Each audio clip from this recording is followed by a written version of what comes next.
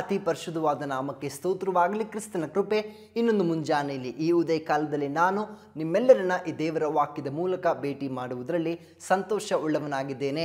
ಪ್ರಿಯ ದೇವ ಜನರೇ, ಮುಂಜಾನೆಯಲ್ಲಿ ಕರ್ತನ ವಾಕ್ಯ ನಮ್ಮೊಟ್ಟಿಗೆ ಹೀಗೆ ಮಾತನಾಡ್ತಾ ಇದೆ. ಕೀರ್ತನೆ 145ನೇ ಅಧ್ಯಾಯದ 2ನೇ ವಚನದಲ್ಲಿ, ದಿನಂಪ್ರತಿ ನಿನ್ನನ್ನು ಕೀರ್ತಿಸುವೆನು, ನಿನ್ನ ನಾಮವನ್ನು ಯುಗಯುಗಾಂತರಗಳಲ್ಲಿಯೂ ಸ್ತುತಿಸುವೆನು. ಪ್ರಿಯ ದೇವ ಜನರೇ, ಪ್ರತಿನಿತ್ಯವೂ ನಾವು ಕರ್ತನೊಟ್ಟಿಗೆ ಒಂದು ಒಡಂಬಡಿಕೆಯನ್ನು ಮಾಡಬೇಕು. ಅದೇನೆಂದರೆ, ದಿನಂಪ್ರತಿ ನಾನು ನಿನ್ನನ್ನು ಕೀರ್ತಿಸುವೆನು. ಪ್ರಿಯ ದೇವ ಜನರೇ, ನಮ್ಮ ಜೀವಿತದಲ್ಲಿ ಪ್ರತಿನಿತ್ಯವೂ ಸಂತೋಷವಾಗಿಯೂ ಸಮಾಧಾನವಾಗಿಯೂ ನಮ್ಮ ಜೀವಿತದ ಪ್ರತಿ ಹೆಜ್ಜೆಯಲ್ಲಿಯೂ ಕೂಡ ಆನಂದಭರಿತವಾಗಿ ಇರಬೇಕು ಅಂದರೆ ನಾವು ಮಾಡಬೇಕಾದಂಥ ಒಂದು ಮುಖ್ಯವಾದ ಕಾರ್ಯ ಏನೆಂದರೆ, ದಿನಂಪ್ರತಿ ಆತನನ್ನು ಕೀರ್ತಿಸುವವರಾಗಬೇಕು. ದೇವರು ನಮ್ಮ ಬಾಳಿನಲ್ಲಿ ಮಾಡಿರುವ ಪ್ರತಿ ಉಪಕಾರಗಳನ್ನು ನೆನೆಸುತ್ತಾ ನಾವು ಆತನನ್ನು ಕೊಂಡಾಡುವವರಾಗಬೇಕು, ಆತನನ್ನು ಸ್ತುತಿಸುವವರಾಗಬೇಕು. ಕೀರ್ತನೆಗಾರನು ಹೀಗೆ ಹೇಳ್ತಾ ಇದ್ದಾರೆ, ದಿನಂಪ್ರತಿ ನಾನು ನಿನ್ನನ್ನು ಕೀರ್ತಿಸುವೆನು, ನಿನ್ನ ನಾಮವನ್ನು ಯುಗಯುಗಾಂತರಗಳಲ್ಲಿಯೂ ಸ್ತುತಿಸುವೆನು.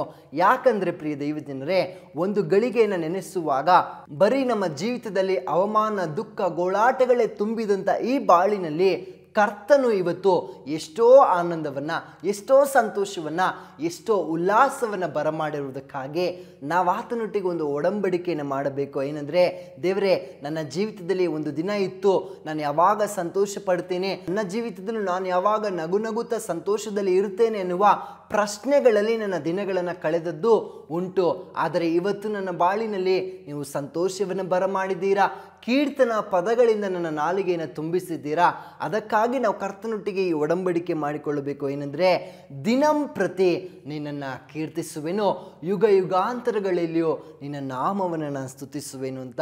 ಯಾಕೆಂದರೆ ಪ್ರಿಯ ದೇವ ಜನರೇ, ನಮ್ಮ ಜೀವಿತದಲ್ಲಿ ಇವತ್ತು ಏನಾದರೂ ಒಂದು ಸಂತೋಷದ ಸಂಗತಿ ಉಂಟು ಅಂದರೆ ಅದಕ್ಕೆ ಕಾರಣ ನಮ್ಮ ಕರ್ತನಾದ ಯೇಸು ಸ್ವಾಮಿ ಆಗಿದ್ದಾರೆ.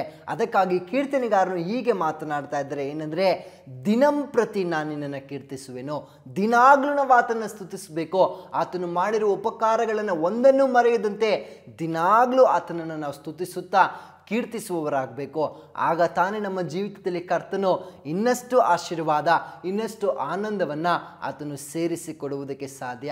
ಹಾಗಾಗಿ ಈ ಮುಂಜಾನೆ ವೇಳೆಯಲ್ಲಿಯೋ ನಾವು ಕರ್ತನನ್ನು ನೋಡಿ ಹೀಗೆ ಹೇಳೋಣ, ದೇವರೇ, ದಿನಂಪ್ರತಿ ನಾನು ನಿನ್ನನ್ನು ಕೀರ್ತಿಸುವೆನು ಅಂತ ಹೇಳಿ ಒಪ್ಪಿಸಿಕೊಡೋಣವೇ.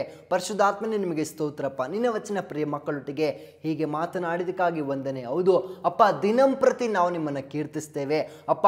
ದುಃಖ, ಗೋಳಾಟ, ಕಣ್ಣೀರು ತುಂಬಿದಂಥ ಈ ಜೀವಿತದಲ್ಲಿ ನೀವು ಸಂತೋಷವನ್ನು ಬರಮಾಡಿದ್ದೀರಲ್ಲ, ಅದಕ್ಕಾಗಿ ಕರ್ತನೆ ದಿನಾಗ್ಲೂ ನಾವು ನಿಮ್ಮನ್ನು ಕೊಂಡಾಡ್ತೇವೆ, ಆನಂದದಿಂದ ನಿಮ್ಮನ್ನು ಸ್ತುತಿಸುತ್ತಾ ನಿನ್ನ ನಾಮವನ್ನು ಯುಗಾಂತರಗಳಲ್ಲಿಯೂ ನಾವು ಆರಾಧಿಸ್ತೇವೆ ಕರ್ತನೆ. ಹಾಗೆ ಮಾಡು ಅಪ್ಪ. ಈ ಮುಂಜಾನೆ ನಮ್ಮೆಲ್ಲರಿಗೂ ಆಶೀರ್ವಾದಕರವಾಗಿರಲಿ. ಯೇಸು ಕ್ರಿಸ್ತನ ನಾಮದಲ್ಲಿ ತಂದೆಯೇ, ಆಮೇನ್ ಆಮೇನ್. ದೇವರು ತಾನು ನಿಮ್ಮನ್ನು ಆಶೀರ್ವದಿಸಲಿ. Thank you.